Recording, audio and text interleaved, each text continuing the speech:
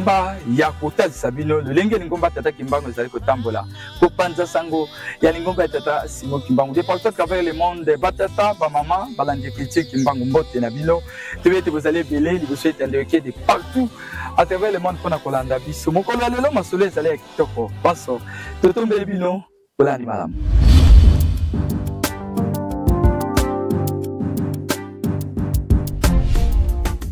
12 septembre 1921, ezali mokolo oyo bakangaka tata Simo Kimbangu na banoko ba Belge.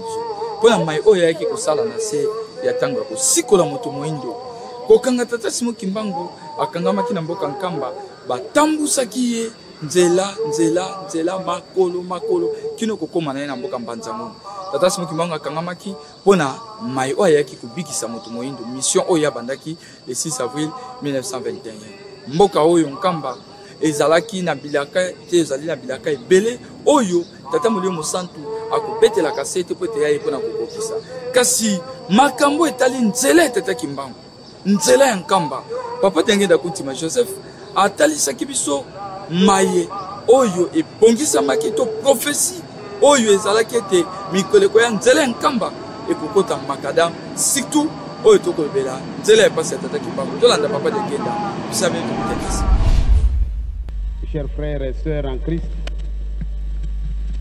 nous sommes très heureux de vous accueillir dans ce bâtiment que nous avons voulu qu'il soit beau.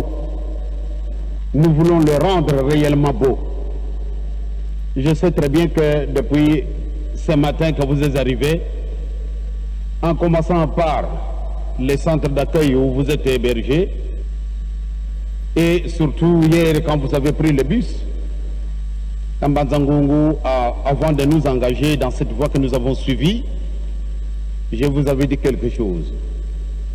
Nous existons depuis 1960, c'est-à-dire nous semblons être un peu libres depuis 1960.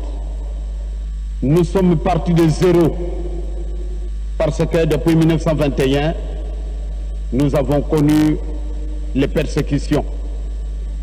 Les persécutions qui ont duré 40 ans.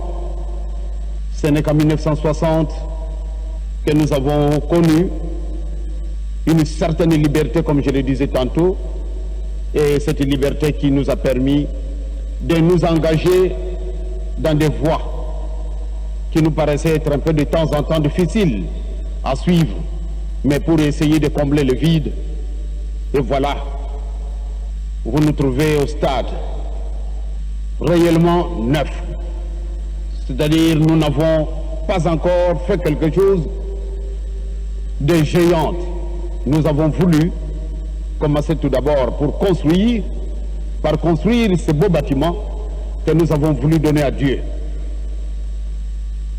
Nous vivons en Kamba, dans ce lieu où vous vous trouvez. Nous y habitons depuis 1960. Mais, comme il nous est dit, cherchons d'abord les royaumes de Dieu et le reste nous sera donné par surcroît. À partir de ce moment, nous avons cherché par tous les moyens pour construire quelque chose que nous devons présenter à Dieu pour lui dire merci. En mémoire, nous avons toujours pensé à nos 37 000 familles reléguées pour l'œuvre pour laquelle nous nous trouvons ici. 37 000 familles ont été reléguées.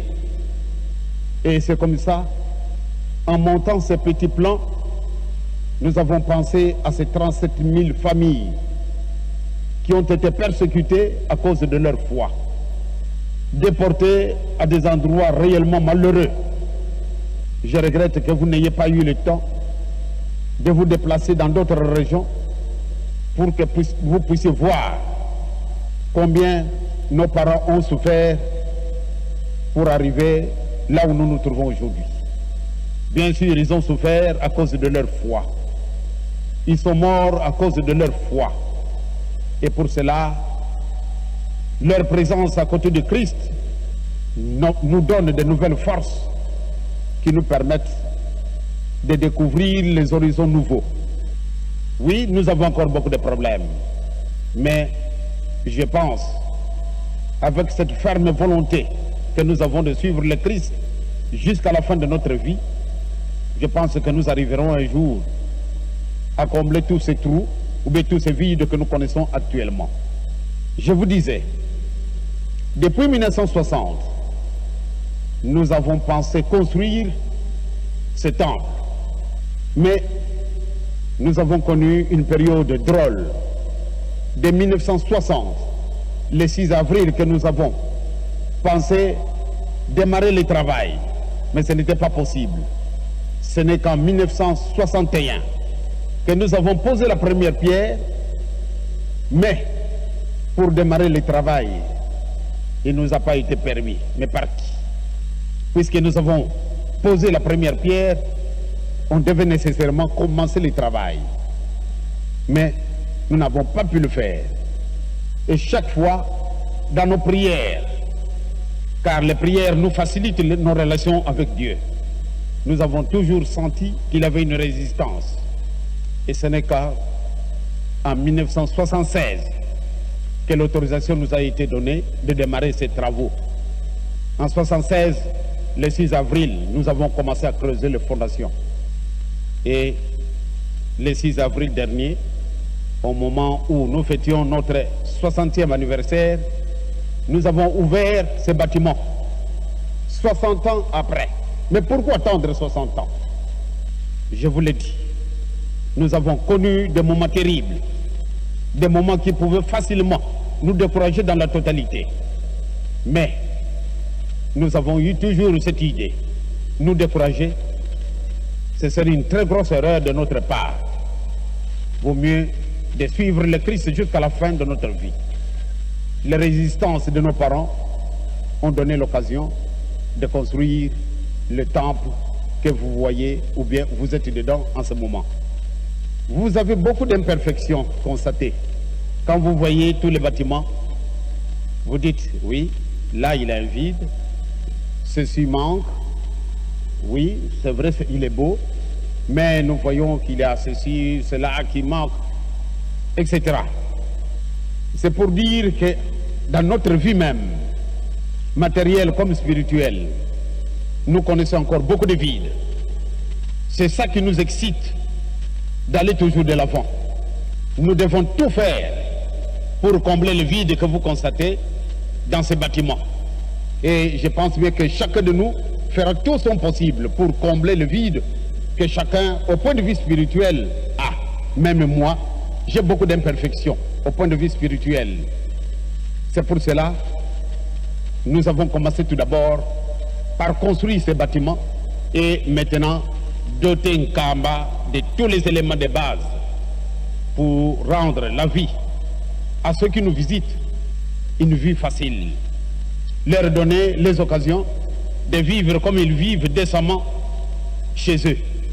Hier, quand nous sommes arrivés, ou bien ce matin, et quand j'ai constaté les grosses lacunes dans des maisons où vous a logé, ça m'a beaucoup travaillé. Ça ne m'a pas donné l'occasion de me reposer. Pourquoi? Parce que je vous ai donné un peu l'occasion de voir là où il y a encore beaucoup de vide. Or, ce sont des choses de première nécessité. On devait démarrer par construire de beaux bâtiments. Mais cela n'a pas plu à Dieu. Ces bâtiments que vous voyez, nous les avons commencés le 12 octobre dernier. C'est pour recevoir dignement les personnalités qui nous visiteront. Et prochainement, quand vous nous rendrez visite, certainement, vous ne serez pas dans la même situation où vous vous êtes trouvé ce matin. En arrivant en Nkamba, on vous a logé dans des bâtiments où il n'y a encore rien. J'étais moi-même, franchement, coincé, on dirait étouffé. Pourquoi? Parce que j'ai constaté qu'il y avait beaucoup de vide. Mais je m'en excuse, nous avons voulu tout d'abord rendre ces bâtiments beaux, le finir avant que nous nous engageons à faire d'autres dépenses et donner l'occasion aux amis qui nous visiteront prochainement de dormir dans des maisons et qui sont réellement dotées de tous les éléments de base. Mais sinon, je pense que ce n'est pas pour la dernière fois que vous foulez les sols d'un Kamba. Je sais très bien que je vous recevrai encore plus tard, si le bon Dieu le voudra. Mais je sais très bien que si nous les suivons avec foi, nous aurons l'occasion de nous revoir. J'espère beaucoup. Et qu'en entrant chez vous, vous aurez toujours à dire à nos frères et sœurs en Christ et que nous devons nous aider les uns les autres.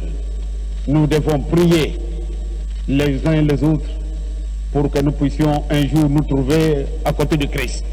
Si c'était aujourd'hui que nous devions aller nous trouver à côté de Christ, je le disais tantôt à nos fidèles, on m'appelle le chef spirituel, ou bien on m'appelle son éminence.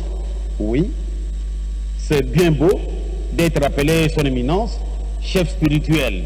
Mais si c'est un simple titre, alors c'est une perte. Mais je voudrais surtout être chrétien. Être chrétien dans ce sens que chacun de nous doit avoir une base. Essayer d'imiter au maximum voulu notre Seigneur Jésus-Christ. Lui en tant que Fils de Dieu. Mais il est venu vivre ensemble avec nous. Il a mangé la même nourriture que nous. Il s'est habillé de la même façon que nous. Il a dû payer même l'impôt, malgré qu'il est le Créateur. Mais il a dû accepter, en tant qu'humain, comme il a voulu, accepter toutes les conditions humaines. En tant que Dieu, normalement, il ne devait pas suivre ses pas. Parce qu'il est le Créateur de toutes les autorités qui existaient en ce moment. Mais il s'était soumis comme un simple homme. Et nous qui sommes chrétiens, nous devons suivre son exemple jusqu'à démontrer au jeu du monde que réellement nous suivons le pas.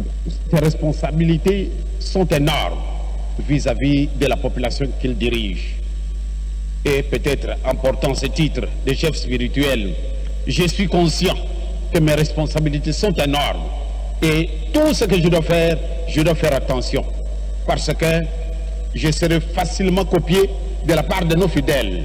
S'il y a une incartade quelconque de ma part, nos fidèles ou bien nos chrétiens me suivront parce que le chef spirituel le fait et automatiquement je suis suivi. Et quelles seront les conséquences à la fin de ma vie? Tout ce monde-là me rendront responsable. Et je crois que le Seigneur ne sera pas gai à me recevant en tant que chef spirituel, son éminence, Mfouman Longo, comme on m'appelle ici au Zaïre, que chacun de nous prenne conscience de la mission qui est la sienne et surtout ses responsabilités d'être chrétien autour des païens. Quels sont les exemples que nous donnons?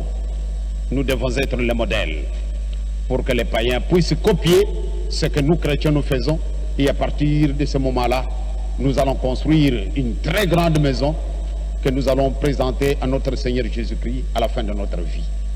Sinon, je m'excuse encore une fois de vous avoir fait souffrir et que je continue à vous faire souffrir. Et tantôt nous allons encore reprendre la route et souffrir de la même façon. Réellement, j'ai la honte, mais j'ai la joie parce que le bon Dieu nous donne de temps en temps l'occasion de nous découvrir le devoir que nous avons encore à faire. Parce que quand nous voyons que de Kinshasa jusqu'ici, il y a à peine 225 km, mais la route nous a paru très longue. Pourquoi? C'est à cause des 72 km et qui sont encore à un état malheureux. C'est pour cela que nous avons connu cette situation. Mais nous espérons et qu'à l'avenir, le Seigneur aidera. Nous trouverons quand même les gens de bonne volonté qui nous aideront à faire de cette route une route macadamisée. Et ce n'est qu'à partir de ce moment-là que peut-être vous viendrez à votre aise. Nous faisons de temps en temps un voyage aller-retour pendant la saison sèche. Nous pouvons venir en Kamba le matin, dans l'après-midi nous rentrons. Mais cette fois-ci, ça a été très long. Je m'excuse encore une fois de vous avoir fait souffrir et surtout de vous avoir logé dans des conditions les plus difficiles. Encore, mes chers frères et sœurs en Christ, je vous remercie d'être venus et de nous avoir découverts. Merci beaucoup.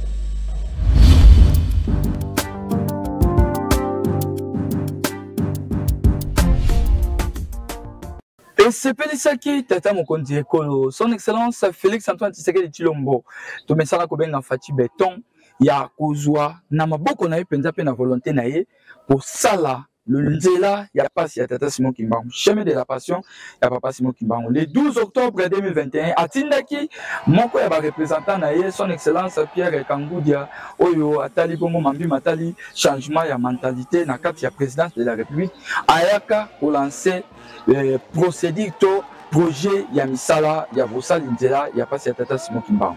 12 octobre 2023, son excellence Wameso matali économie na kati ya cabinet ya Tata Mokonzi ya école son excellence Félix Antoine Basile Chilombo. Sinka makambo ngo esalemaki nde awa esika tozwami na mboka Nkamba. Pele ya Tata Simon Kimbangu kianga ni moya telemaki yeme ipenza pona ko lancer misala ya Nzela ya pasi ya Papa Simon Kimbangu. Nkamba Nouvelle Jérusalem elekela kinde awa esika ngai na bino tozali kotala na tango.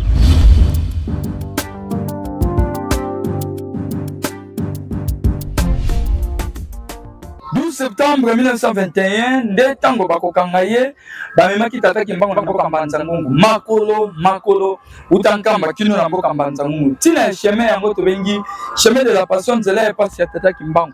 Nzela oyo nzela zali kosala makamu isi ememi biso lelo total sabino lolenge nini nzela ya pasi ya Tata Simon Kimbangu ezali kosalema uta awa na Nkamba ya Jérusalem kino tokokoma pene ya tona siège ya société Adi Construction oyo bazali kosala mosala yango awa na mboka Nkamba Nouvelle Jérusalem.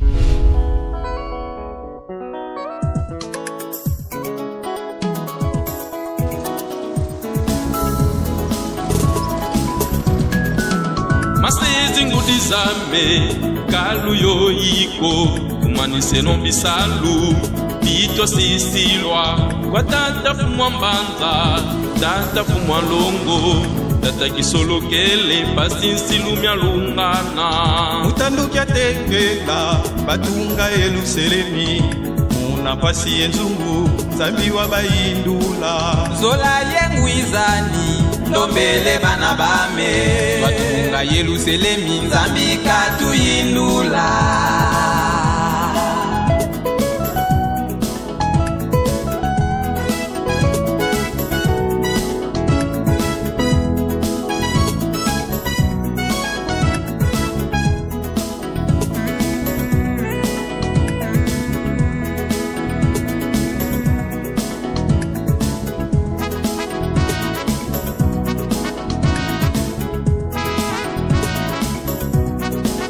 Masezi ngudizame kalu yo iko kumanise no bisalu bito sisilwa kwa tata fumwa Mbanza tata fumwa Longo tata kisolo kele pasi nsilumya lungana mutandukia tekela batunga eluselemi muna pasi enzungu zambiwa bayindula tokomi awa na triangle ndenge bozali komonela yango misala ya nzela ya pasi ya Tata Kimbangu ezali kokoba tala sima na biso lolenge nini misala yango esili kofungwama ndeo ya kokoma na ntseka pe bamboka misusu esika chemin de la passion toko kende malembe na makolo kino kokoma kuna ezali kosalema na tango yo awa pe na kati ya mboka Nkamba bazali ko raboter bazali deja kofungola balabala nyonso mpona kotalisa bino ete Tata Simon Kimbangu kiangani mosala oyo yeli ezali ya kokisa bilaka tala esengo ya bana na Nzambe awa na mboka Nkamba nzela ya pasi ya Tata Simon Kimbangu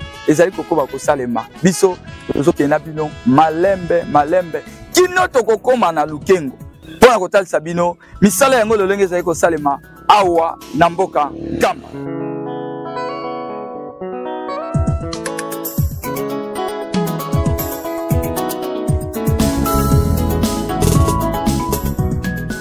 ezalaki toujours prévu que nzela oyo kosala po Papa Simon Kimbangu tango akangamaka na 1921 bamema ye ti na Nzundu parce que premier prison na ye ezalaka na Nzundu tango bazwaka na Nzundu bazwi ye bamemi ye ti Mbanza-Ngungu na nzela makolo donc leki bantseka lomweno ba village ebele ezakola bamema ye ti na Mbanza-Ngungu me yango nzela ebongamaka nzela oyo esalama toyoka yango ke nzela ekosalema kasi tovanda makamankamba kaka bongo mukolo mususu tovani na bureau na kwa kana libanda kuna makelele ani baje zokota kuna baje koti kuna tobima mbangu biso nyonso toketala wana banje eye etandami wana presque bato baye bazozwa ba image na ba telefone bazobwaka wana kola etala boye biloko eye tala boye oh réalité ou bien ndoto bon ça va tout à la côté de coquin tovandi après quelques jours totala ah banje baketi na weno teremo ko sana libaya wana nanga mwana banje ye wana raboté tomona mituke ye bazokitsa ba triplex batol banini mais nous subel ko sala wala parce que biso to yeba iteke bako cha soki base la mongo place na soki ni to yeba ki makamwana ti eloko nga excella nga pena en tout cas esengo makas pona mona ke bato wana bayepela pona musala parce que ngare ya pamba soki okoti yango na kati okondimatike na sana ngare c'est ça bien plafond ngare ya tol s'il vous plaît plafond pavement kitoko et mena pemeni na batol wana oleza la mona batol ya pamba nyonso batia yango ba triplex et puis couleur na libanda batongi pena ba brique wa minene oyo otozomona wana nyonso c'est ça kitoko donc kitoko Tofandi, on dit là, en tout cas, avant Bandafo, Nassima pardon, les 12. On dit là qu'on appelle les 12. Mais tout le monde dit que, tu vois, les Bayawana, quoi, tout le temps. Donc, quand on a tout le monde peut la Nzela, Ezobukama. Nzela, Ezobukama.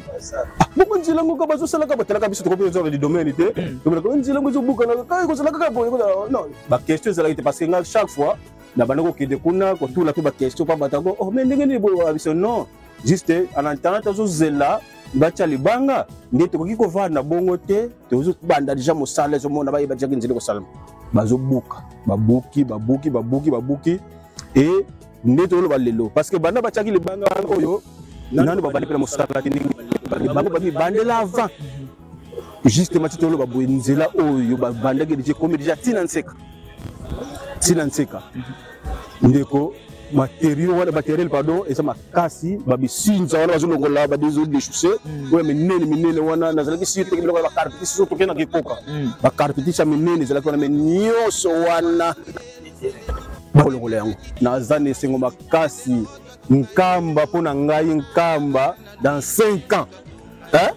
échanger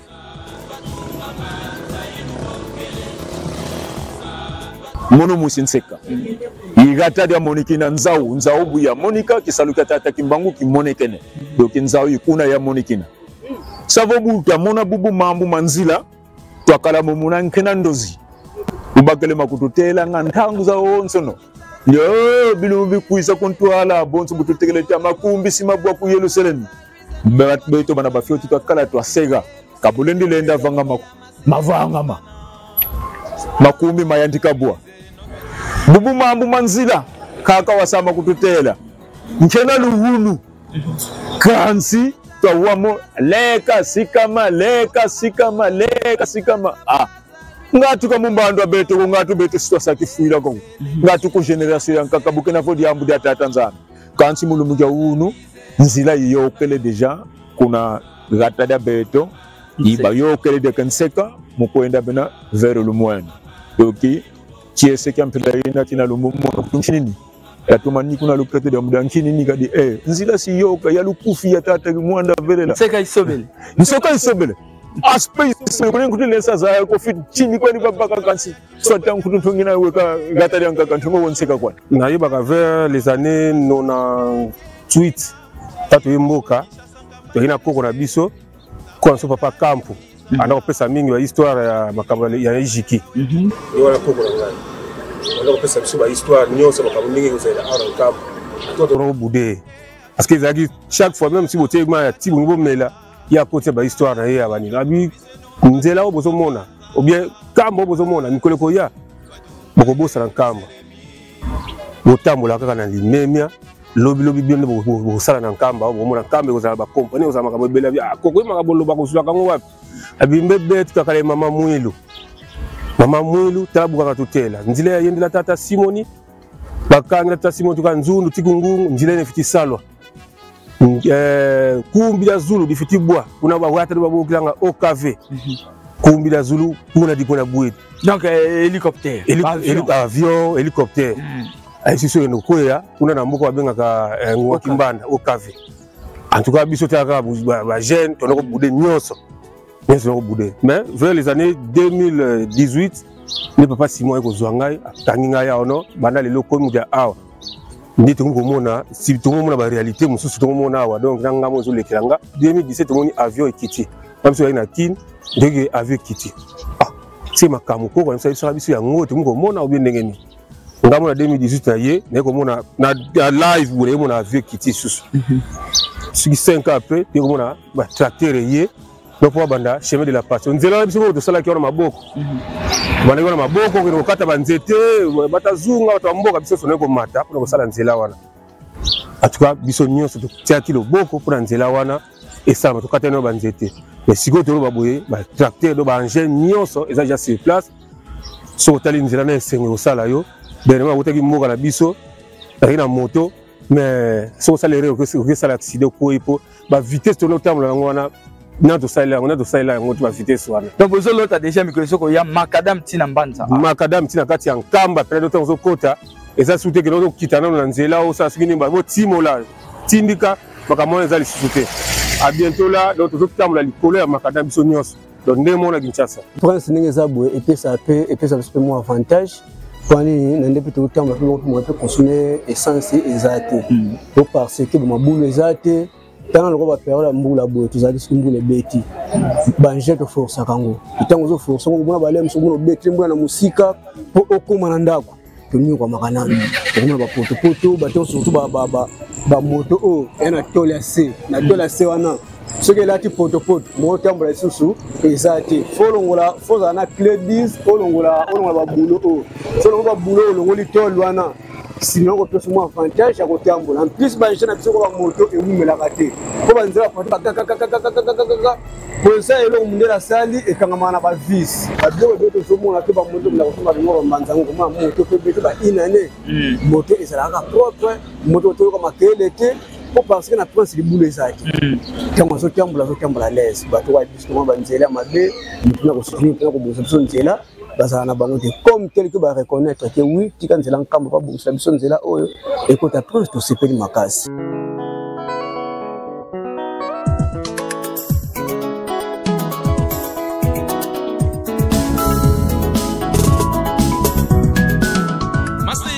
Les Camboyo, zali les Camboyo et l'Obamaka utakala. Bakoko na biso pe bazelaka yango mais bazu yango te. Papa diangenda pe alobela kia.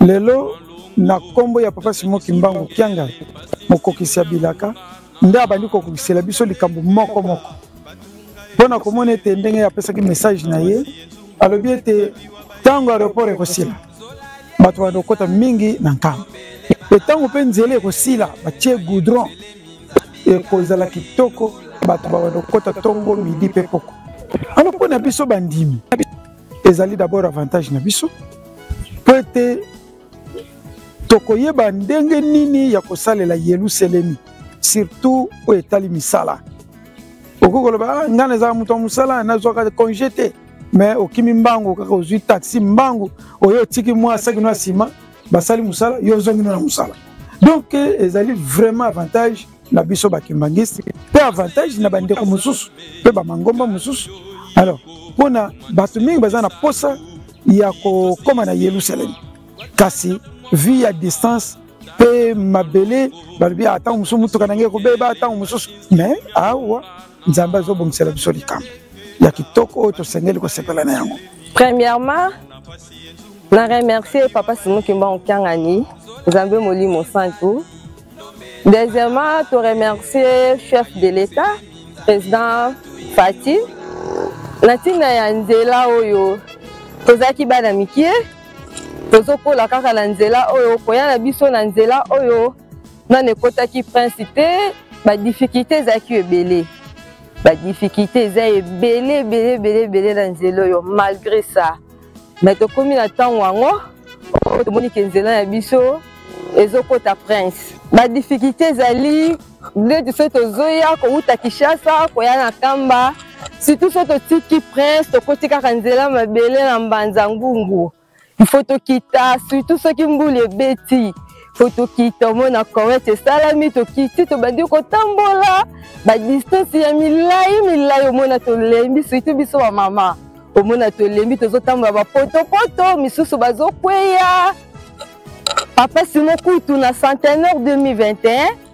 papa kutalala na nzela suite mbula o ebetaka nzele bebaka pas moyen Nzambe molimo centre kuta kitaka atamboli na poto wana banzimi koloba kutu te mais lelo o toza na 2023 toyoki ete nzela ya biso ezokoma makadamize esengo eza makasi tozosepela parce que badifficulté nde kozala lisusu te nayebi ke so tolone ya kambe na Kinshasa ba 10h ba 15h toza déjà na kambe omona mpe 15h yango eza mosika badifficulté nyonso tomonaki na nzela mabele cette fois-ci ekozala lisusu te yango wana esengo eza makasi papa Simon kumisa na ye esengo eleki makasi en tout cas wana vraiment kozala kobeta ta aller retour sans problème otamboli oye na ntongo ba 7h 12h okomi 12h ozongi kini tosepeli makasi na nde baosala nzela makadami biso tozala badifficulté mingi ya koumela na nzela kobandakisa sati nkamba tosala plus moyen ba 4 jours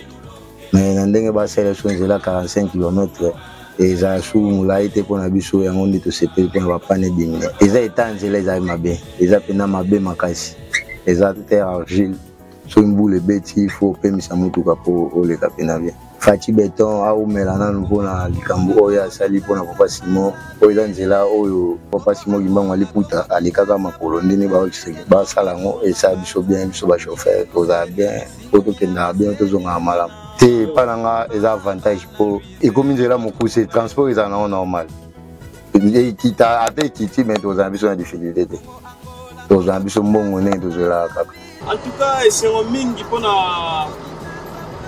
réhabilitation ya nzela ya passion ya papa Simon Kimbangu tokuta badifite ebele mpona nzela oyo tokomaki na moment moko tokosala ba 2 jours na nzela mpo tokomaka nkamba mais au fil et à mesure malembe ezokobonga siko nde tozomona benzaki non tolingi tolongola bacalcule ya kosalaki non na longwe mbanzangungu nake nkamba toso na biki na kosala 30 minutes na komi façon bazosalela nzela en tout cas c'est makasi penza en tout cas merci pour la président de la République akokisi oyo lobama na 21 papa Simon Kimbangu ye aza kokoksibilaka to ye aye kokokisa papa Sambanda lobi alobaki yango non papa Simon Kimbangu ngani aye kokoksibilaka oyo ba papa batika oyo nyonso papa Simon Kimbangu aloba yango mais lelo yo tozomona kokoksibilaka aye kokoksibilaka na ye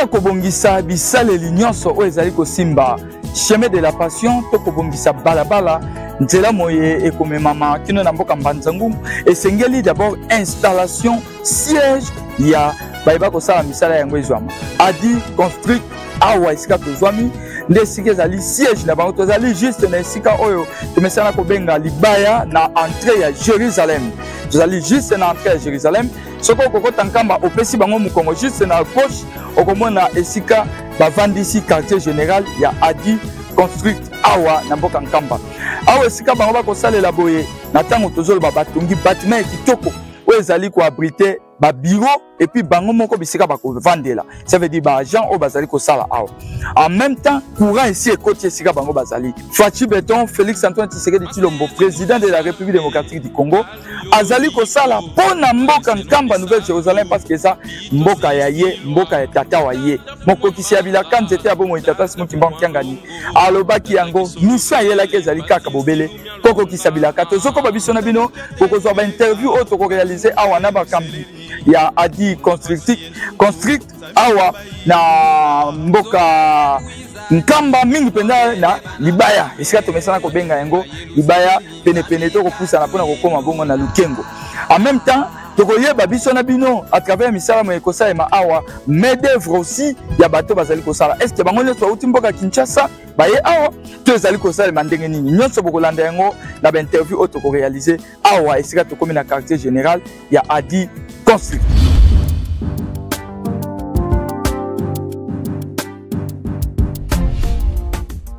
Bato sala musala kitoko oh ya chemin de la passion tozali na papa Robert azali na ngai na loboko ya droite tozali pe na papa Mai bayeba kosala misala ah papa Robert mbote na yo mbote mingi papa yo loba nanu yo koteli masolo ya déconstruction wapi Julio ah na nkamba to uti wapi ndenge naza boye na wote na mboka Kinshasa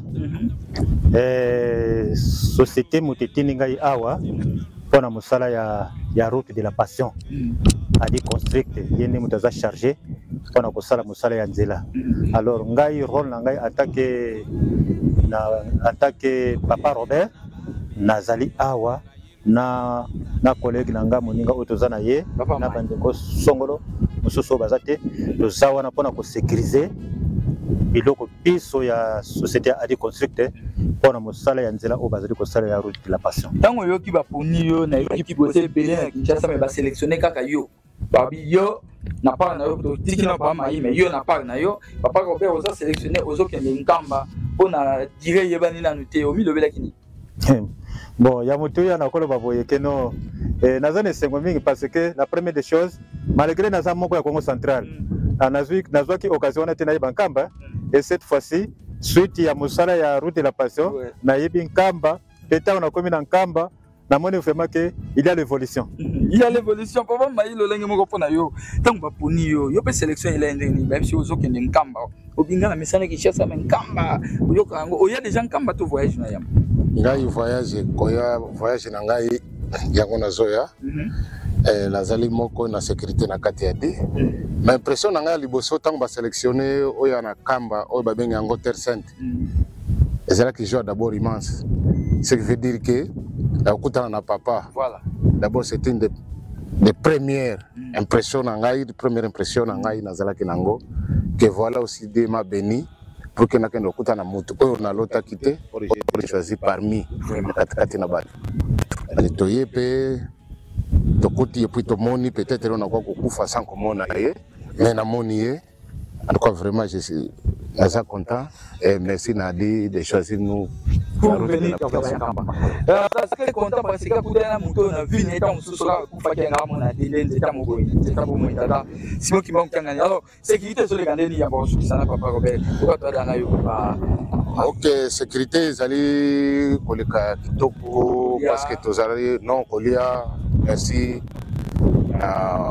tozolia comme toliaka merci na kamba Jérusalem na tito melaka na tongo to melaka ti na poko soko misale sili toke na réfectoire dolie ba oyo bakosala garde bureau ko zauta kuna elandi bango awa vraiment tout est organisé, nous sommes dans de bonnes conditions. Ils sont dans de bonnes conditions. Papa Roger peut aussi Sanayo, Papa Robert plutôt. Le lendemain, vous êtes très à l'aise dans l'état sécurité, inquiétude des adhérents. Vraiment, dans l'état sécurité, inquiétude des alités, tout ça, na biso vraiment na kimia nyonso, mais na koyiko baksaboy.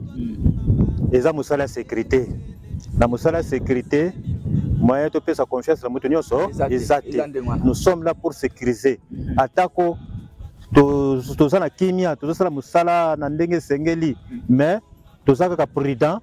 Ya kosala musala parce que mokolo likambo yaka eyeba na kate. Nous sommes là pour ça. Et Yami Balé aussi. Vraiment, je me réjouis. Pourquoi? Parce que de temps en temps, na mona aka papa Simon la télévision, hein, la télévision. Mais cette fois-ci, na moni papa Simon en live. De personne mbote ya maboko. Et ngape kirie na zali petit na koma kina tadi wana na kendeki kokote sika mama mwini wana wa kote wana kote kina libanga wana na kote na kote deja na kote kuna na kote penza na ndiye bepsi wake no tangu zaki na zeni di mwa ndandika sota ngape na sota ngape na zeni wana ko rape penza no nzaba za marabu na kote na bande ko kuna ba expliquer nga makambebele kuna vraiment kitoko na elengi donc kolia tozolia bien, je me sens à l'aise. Tozolia ndenge za bo ndenge nazala musala awa. Donc na yebike na pokwa biloko bakoya kotikela biso awa tokolia. Bakolia na kansi tokosukisa awa na bango tozoko babiso na bino na mboka Nkamba pona kotalisa bino misala ya nzela ya pasi ya Tata Simon Kimbangu. Tozali kokoba musala toyelaki yango kotalisa bino chemin de la passion. Bambuta topesi bino merci na kei na bino merci aussi na bakondi ya Adi Constrict oyo ba sepeli ko yamba biso ba sepeli ko kabola na biso mwa ba interview tozwi na bango biso na bino tozoko ba laiso ko yana nusiko te poza ki mona meso tozoko ba na chemin de la passion.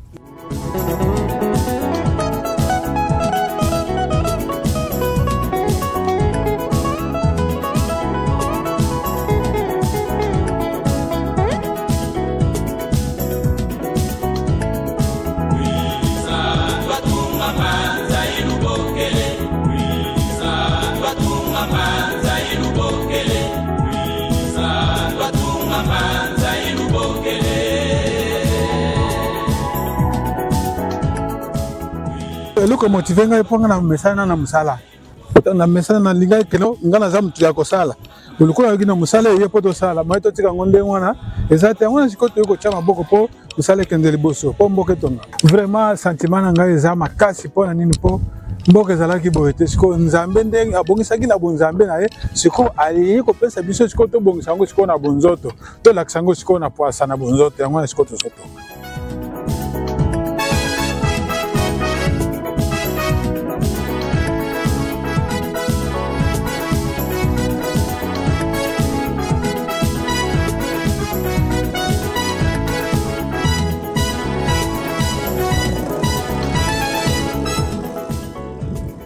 En tant que chef de chantier, on a les alliés à coordonner l'activité aux salama sur place na terrain. Toutes les activités aux salama, bateau bazobuka mabele, bateau salama ouverture à piste, bateau foba salama caniveau, nous sommes pour coordonner l'activité étant mon ndenge sengeli par rapport à des normes sécuritaires, des normes ya ndenge sengeli za malamu par rapport à des contrats autozoaki. Toka toujours bandakala kamba mais c'est une première occasion pour nous de visiter dans le camp. C'est vrai que nous avons la province pour la raison de l'étude parce que je suis topographe et chargé à l'étude de l'entreprise Nabiso. Et nous avons la possibilité de Nkamba, Nouvelle-Jérusalem, aux Terre Sainte pour visiter Nengeni Maramota Molapenza. Pour yokaké, nous avons parmi bateau bakoya pour la salle d'études ya nzela o Nkamba. Avant comme Nkamba, naibaki déjà Nkamba nenge zali keza boka moko za munene, eza isika oyo makama munene salama, oyo basango kenda partout na moka na mokili mobimba. On va visiter Nkamba yango na cadre ya tourisme.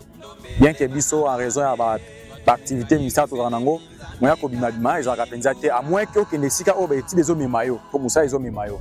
Vous avez pensé occasion pour nous, pour nous, pour nous, mingi. Na palpé du doigt, c'est qu'on a toujours entendu.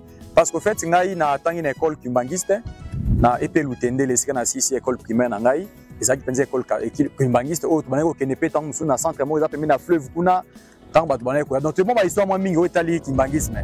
Dès occasion na ngai za kia liboso, na pe ko visiter Terre Sainte, oyo makambo minene sala maki.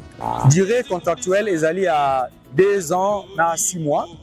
Pour recouvrir les travaux que ça a nzela au mobimba. Nzela est de type standard comme route, tous les routes que nous voyons comme les RN1 en Banzangou et Kenati Nakin. Les nzela ils ont 2 voies aller, moko na retour moko. Donc pratiquement ils ont 3,50 m aller na retour. Oui c'est le rôle à 7 mètres il y a gabarit ou en prise mobimba nzela. Mais à part wana tu as ba continent ici ka ba tambola. Ils ont 1 mètre, et le monde a ouvrage, il y a un assainissement, et on permet d'évacuer rapidement Maï. Parce que l'ennemi principal, il y a une route asphaltée, ils allaient Maï. Ceux qui ont tambo en Angela, ils ont tellement mis en Angela, ils ont bébé, ça Angela Mamba. Donc, on a un ouvrage d'assainissement, où il va permettre de Maï rapidement évacuer. Bon, en termes de pont, nous avons 4 ponts, où ils appellent un pont minene, et nous avons 14 ouvrages d'art, tout d'alo, tout au long de la tracé na biso. Les gens maï musia pena minene mingité, pour tout ça d'alo. Différence c'est moins d'am pour pont, ils appellent ça ouvrage à moins 10 mètres, 20 mètres. La d'alo ils a bloc au ils a que moins espace ya maï rosa 3, 4 mètres, 5 mètres. On tout ça là d'alo. Au rivière au mouné nango il est 5 mètres été, tout ça là d'alo. La rivière ils a que son moule bétier dépasse à 5 mètres comme à mouné, on tout ça là pont. Au total, on a 4 points minés au Tofoto Tonga, en réalité, l'équipe il y a travaux en Nabiso, ils ont réparti en 3 lots ou en 3 grands ateliers. Atelier à Liboso, ils ont Tobandiawa, Kolongwe Kamba, Zokendeti, Nambanzangungu. Atelier à Mibale, ils ont bateau Nambanzangungu, Barolongambanzangungu, Ti, Bazawa, Nankamba. L'équipe Moussousou, ils allaient au Bazo, ouvrage d'art, tout pont. Bon, on a équipe plutôt atelier moko à part. On va dire que les malais mais séquence ba mai rozala, ba osa ba étude nango pe ko réaliser ba ouvrage d'art, ba séquence c'est ba ouvrage d'art et tongama. Donc dès ça il essaye de répartir bon po ba activité tambola moi mbangu. Et tout respecter délai ba pesibiso il y a 2 ans à 6 mois. D'abord, je tiens à noter que tous en milieu ils a à 100% kimbangistes. Donc hormis moi équipe à Mouké ba otaki na kin, c'est-à-dire les ingénieurs, quelques conducteurs d'engins, quelques chauffeurs, par exemple, IPT, tout ça qui demande de l'église à Pesabiso du chauffeur.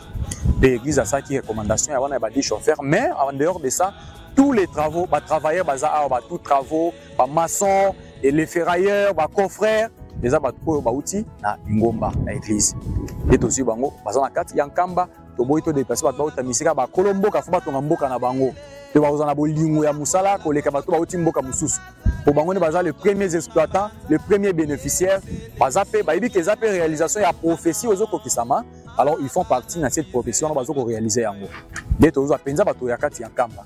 Donc tout ça qui moi effectif ya mukia ba utaki kin pour ba former ndenge biso osala kana bato baza awa. Peza musala oyo eza financé par le gouvernement. Donc eza musala ya ofelete, même biso entreprise de osala ofelete, la main d'œuvre aussi ne peut pas travailler gratuitement. Baza rémunéré chaque semaine, ndenge ba pointer bon ba journalier.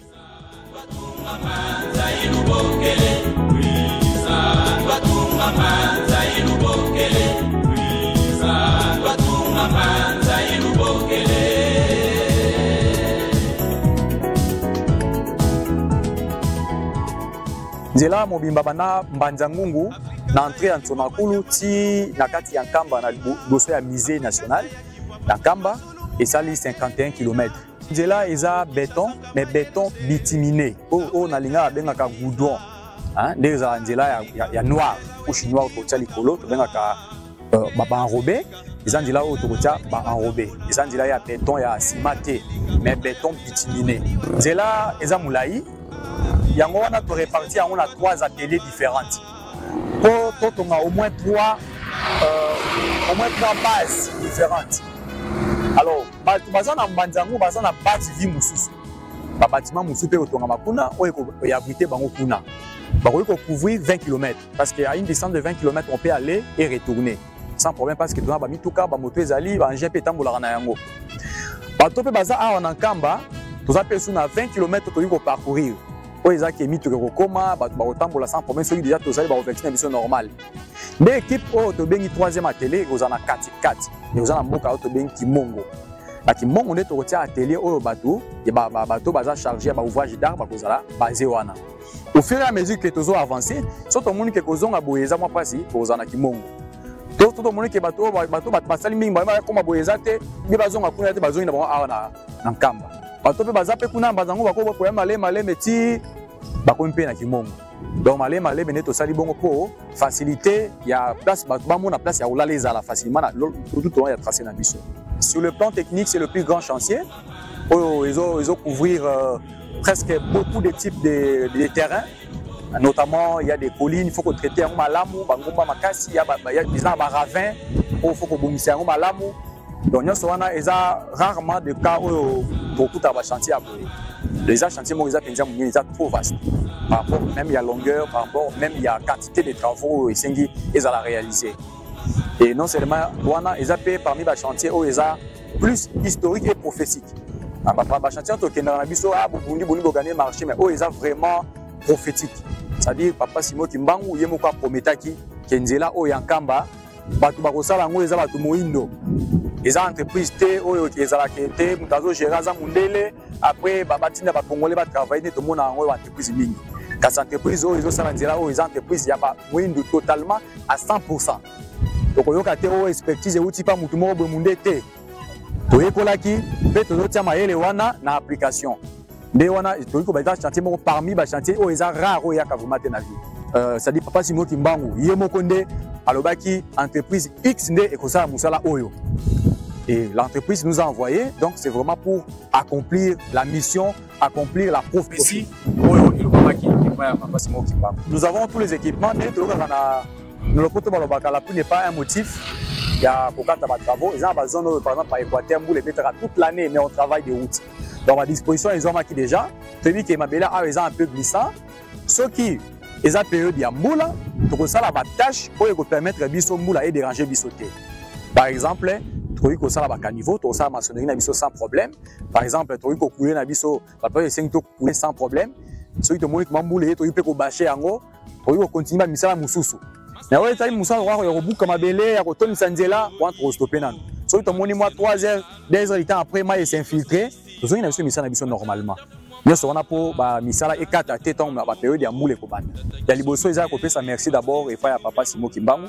Ndenge yende aponaki et puis a sali en sorte que promesse chef de l'État a pesa qui est à la réaliser. Et donc on pesa pe merci et pas à chef de l'État son excellence Félix Antoine Tshisekedi na ba effort ou azo sala parce qu'ils a facilité ko tomisa nzela ya mulai ya boue et compte tenu ya ba climat autozana na mboka na biso ba problème financier zebele ba guerre aussi la terre mais la bonne volonté nango bo papa a pesa qui promesse pe azali ko réaliser la PCE penza longo na mingi mais longo na ngona pesa pe longo na mingi na communauté nyonso kimbangisi mais o bazo ko soutenir biso po misala ngo kende liboso notamment bayiba na mboka tozana bango ba yoko ya biso malamu misala ezeko sama ndenge esenge ba ko pesa maboko na o esengeli po partager kende liboso. Et on doit toujours continuer comme ça la bongo pour travailler en collaboration, pour travailler na bomoko, na bolingo, et tout le monde a kendia na biso en kamba et au kende tina souke ozate ke o toyokaki o et comment qu'ils ont été. Au monde a penza relation avec le penati na souka na yango. En tout cas, ngai en tant qu'ingénieur na mona kandela, na mona nazomona oyote. Nga na mona ndenzi ya soke sine rozala. Donc but ultime nangeza ke na mona nzela nde sili komiti na suka batie pena bitime pe batie ba Robin c'est sili. Mais na minute oyo bato ba yebi na nte bazo maka bakati mabele mais nga philosophie nanga to vision nangeza mususu. Vision nangeza na mona ndenge misala yo koma tina suka na yango. Parce qu'on dit la fin mieux vaut la fin d'une chose que son commencement. Parce que fin eza malamu nde commencement zi valeur. Parce que fin eza malamu te commencement pe exemple nza négligé. Yango, le quoi balancer projet souci na biso ultime ezake accompagnement et ça la matina souka. Ça dit que le gouvernement ne baisse pas le bras à continuer à accompagner biso surtout sur les plans financiers pour misale ki ndenge auto to planifier ndenge au visuel aleli.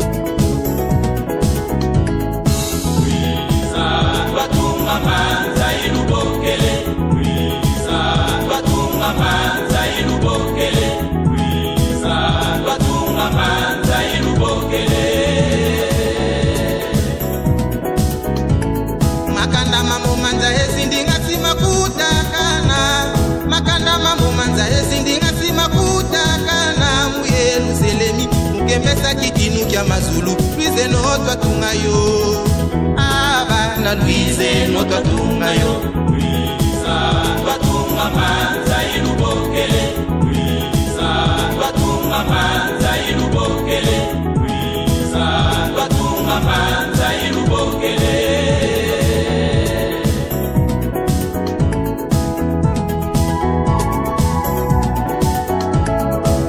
Angola, Congo, Kinshasa, Brazzaville. Congo, Angola, Congo, Kinshasa, Brazzaville. Louise noto atunga mbanza. Yelusele misilu miama se milungana. Abana Louise noto atunga yo. Congo, Angola, Congo, Kinshasa, Brazzaville. Congo, Angola, Congo, Kinshasa, Brazzaville. Louise noto atunga mbanza. Yelusele misilu miama se milungana. Abana Louise noto atunga yo. Luisa twatunga manza ilubokele. Luisa twatunga manza ilubokele. Luisa twatunga manza ilubokele.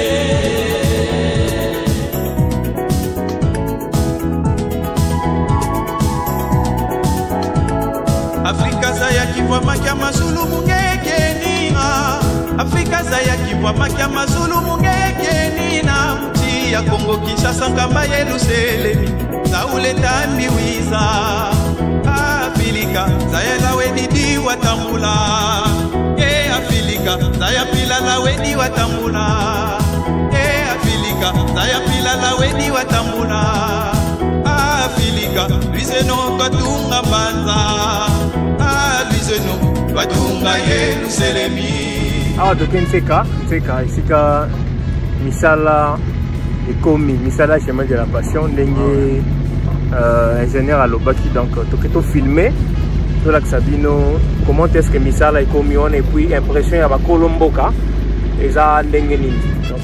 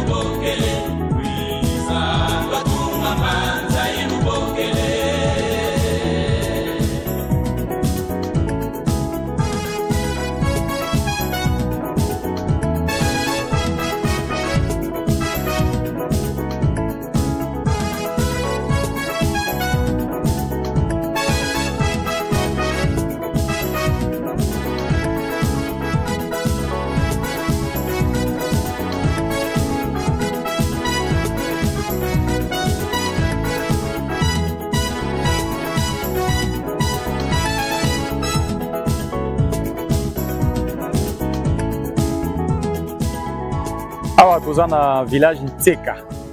Village Ntseka, bon, par rapport à ici, les travaux, tout ça, nous sommes déjà à 12 km presque de Nkamba.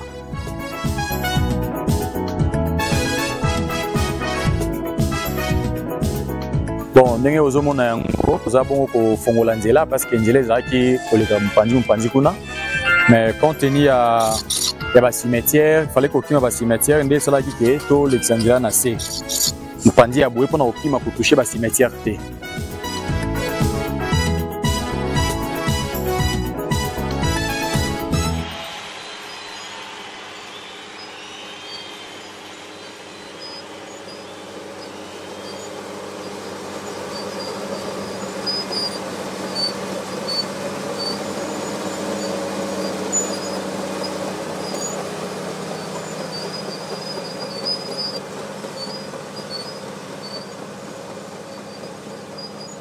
Pour tout le monde est côté, comme route de la passion, c'est vraiment la passion. Donc, travaux ont facilité, mais tous les ravins que vous voyez, tout ça va rembler, tout le monde va vétiver, bambou pour protéger le sol, et ça dur pour atta bambou les raviner ça la maté. C'est vrai qu'on résaté, donc tu fixes qui heure na biso to banda musala de 8h juste, tina 17h juste. Donc on a 8h du temps na kati ya musala. En tout cas, bazana esengo mingi, so bomo bazaki ba ko témoigner pe chaque fois to ya ko sora ba malamu, ba mbrabiso na esengo, pe ba sepela penza makasi ko accompagner des fois bomo na bazoya ko na iska bozo travailler pour esengo na bango ezane ba mo misa yo sa malamu ti nzila pe koti na mboka na bango.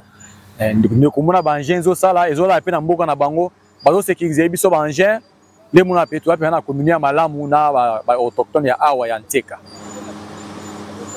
Exactement, Bazali. Entre autres bateaux, bateaux civé, bangin, Bazali, Nabiso, Morana Bango, Peto, Kenaramaiti, na base, Kavarana Biso.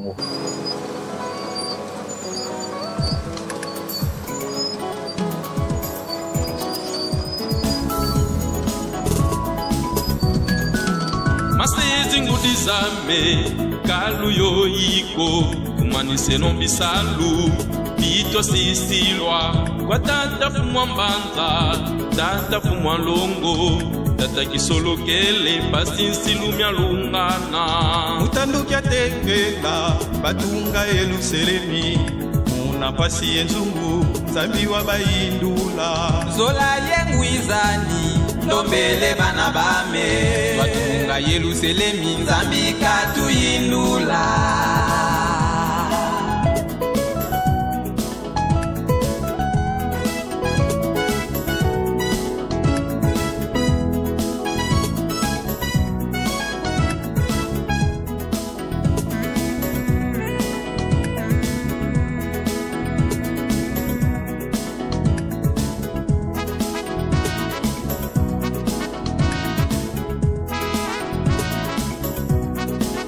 Masezi ngudizame kalu yo iko kumanise no bisalu bito sisilwa kwa tata fumwa mbanza tata fumwa longo tata kisolo kele pasi silumya lungana mutanduki atekela batunga eluselemi muna pasi enzungu zambiwa bayindula zola yengwizani Lombele bana bame Batunga Yerusalemi Nzambi katuyinula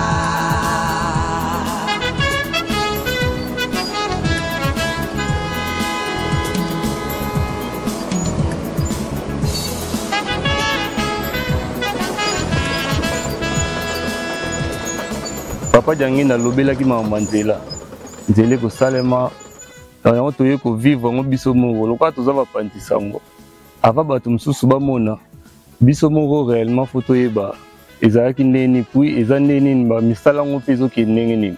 C'est pour cela toye na Nteka. En tout cas na sepeli makasi parce que déjà comme mati na Nteka awa c'est 12 km baza ko avancer bien misala ekende kitoko et puis soki baki na nga na même vitesse so ba ke nango 2024 toya na biso na ba catch ba IST na biso toya nango toyetongo et puis soir tozomi na biso Kinshasa campagne ya munu ya bakongo na bato bandunu beza bakenzi ya salama nzila yayi akepesa beto courage mingi kuza na nkamba kuza na nsuka na kokenge mvutwangi samu yake rakursi yake ya nzila ya nkufi donc imekwiza ngene mvutwangi donc nzila mwese ya bien wale bambongo beto pesa samu nzila beto d'ailleurs église kuma na 100 ans Santa fuma mambo mingi ifeti changer doba bangi bambongo ya nzila ya passion pasi mongi bangu pesa sa nzila beto ya bonga ina kuna betra abandonné yao ya inde ya bien ko yana biso na nkamba to mona ki vraiment motivation ya misala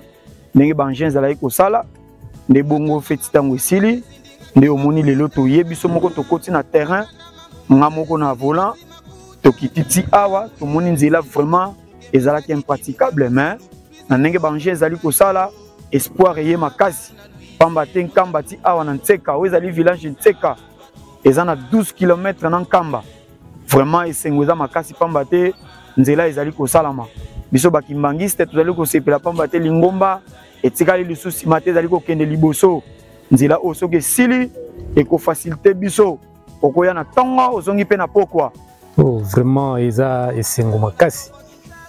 Komona ba prophétie ya papa Simoki Mbangu kokisama. Donc biso nous avons bénéficiaire ya prophétie wana ndenge nzela ebandaki donc tozana esengo makasi. Donc souwe na biso ndenge bandi ekoma peti na suka to sepela et même développement na mamboka na biso. Ko banda mamboka nyosa kinzongidika na ba oyo ba profiter nango ti ba mbanza ngungu. Donc les développement ya contre na biso. Mfuma luyalo tuyangalele kibeni musalu kita salamu wataditi. Mu village Nkamba trasoyi ya Wonsono. En tout cas, bayangalala tuni na mfumu. Utusajila kibeni salu kibeni jambote kibeni nkangwa yangalala. Wataditi ya Wonsono. Trasoyi ya Wonsono tuka kuna Nkamba tinzela ya malu kunzila ngbanza ngungu. Nzela ya Wonso ya salama. Kiese kibeni mfuma luyalo tukuyendi kibeni salu kya kala jambote tumunyi didenzila ya musalama yena mama tuwa kamena jago tata Simoni Kimbangu yani nzambeto yani kutufuidi do beto mumona kakatwenina bawo ye mfuma luyalo basei kwa mabasala donc ikatuna dia mama ngogela kiese kya kinyi kena yetu kya nsaka na kutu Teka oye Teka oye Teka oye oye oye Bulo Teka Batunga Yerusalemi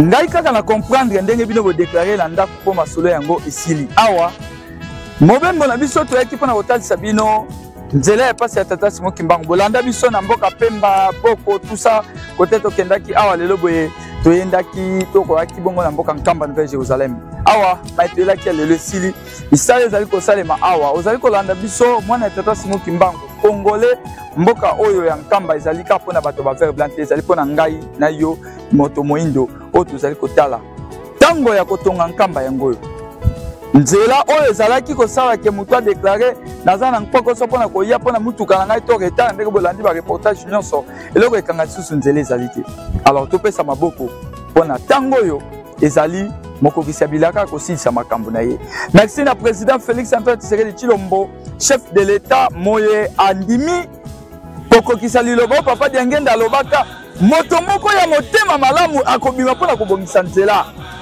Félix Antoine Tshisekedi Tshilombo ozana motema ya bana ya papa na ba so boko pesa maboko pote makambo ekisalema tokomema bino de numéro en numéro de volume en volume chaque fois koyaka kotalisa bino lolenge évolution ya misala ya nzela ya pasi ya tata Kimbangu oyo ezali kobongwana nzela ya esengo ezali merci na DG Christian Konzo directeur général ya radio télévision Kimbangiste oyo akolemba te kosoutenir biso mpona mosala tozali kosala merci na PDG Toussaint Toussavuvu ya honorable Henriette Wambuto kovote yo kata président Toussaint Toussavuvu merci na yo patron ya Sembe Diji MC Regan Gaëtan Daka ingénieur Chico ingénieur Niche équipe mobimba ya Sembe Diji topesi bino merci merci également na Roni Dieluka papa na mama Simoni Kimbangu ya mama Denise oyo tomesana kobenga ndoyi ya mama mokonzi ya mboka mama Denise Nyakero mbote pa kolanda biso asimbi réalisation ya masoleki ya Roni Dieluka. Le savoir ne ment pas, quand on connaît, c'est une affaire de professionnalisme. La connaissance ne se fait pas voir na mwanoko, mais ça s'applique et ça se sent.